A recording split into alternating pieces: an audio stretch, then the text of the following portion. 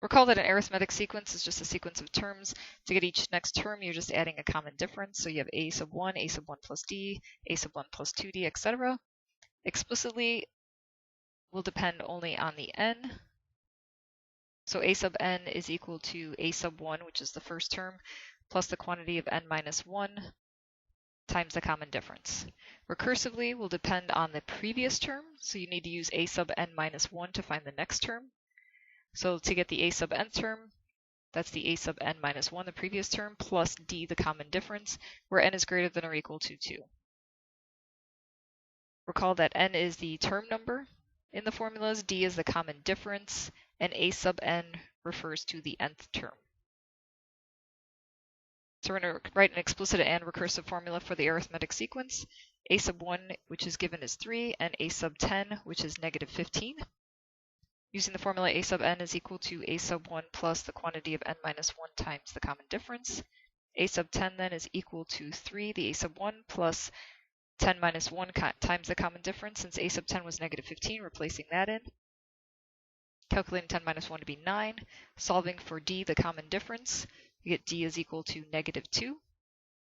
So now a sub n is equal to a sub 1, which was 3, plus n minus 1 times that common difference.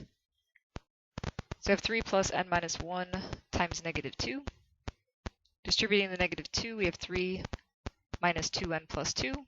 And so a sub n is equal to negative 2n plus 5. And that's the explicit formula. Now to write the recursive formula, a sub n is equal to a sub n minus 1 plus the common difference. So a sub n is equal to a sub n minus 1 minus 2.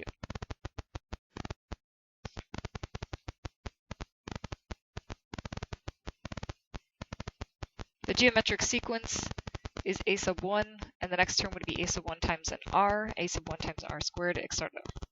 Explicitly, the formula is a sub n is equal to a sub 1 times the ratio to the n minus 1 power, and recursively, it's a sub n is equal to a sub n minus 1 times the ratio when n is greater than or equal to 2. So to write an explicit and recursive formula for geometric sequence, we know the formula is a sub n is equal to a sub 1 times r to the n minus 1. A sub 2 is equal to a sub 1 r to the 2 minus 1. So 36 is equal to a sub 1 times r. Then also a sub 5 is equal to a sub 1 r to the 5 minus 1. So negative 9 halves is equal to a sub 1 r to the 4th. Negative 9 halves is equal to a sub 1 r times r to the 3rd. So a sub 1 r, which is 36, will replace into the formula. So we have negative 9 halves is equal to 36 r cubed. And then solving for r, we're going to have negative 9 halves is equal to 36 r cubed. Dividing by the 36 to get r cubed is equal to negative 1/8. And therefore r is equal to negative 1/2. So the ratio is negative 1/2. So if 36 is equal to a sub 1 times that ratio of negative 1/2. And solving for a sub 1, we get negative 72. So now a sub n is equal to the a sub 1, which was negative 72, times the ratio, which was negative 1/2, to the n minus 1. And then simplifying to write as a sub n is equal to negative 72, negative 1/2 to the n times negative 1/2 to the negative 1. So if negative 72 times negative 1/2 to the n, and the negative 1/2 to the negative 1 is really negative 2. So a sub n is equal to 144 times negative 1/2 to the n. And that's the explicit form.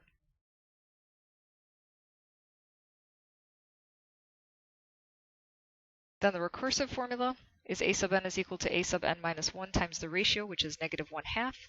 And then just rewriting to have a sub n is equal to negative 1/2 a sub n minus 1.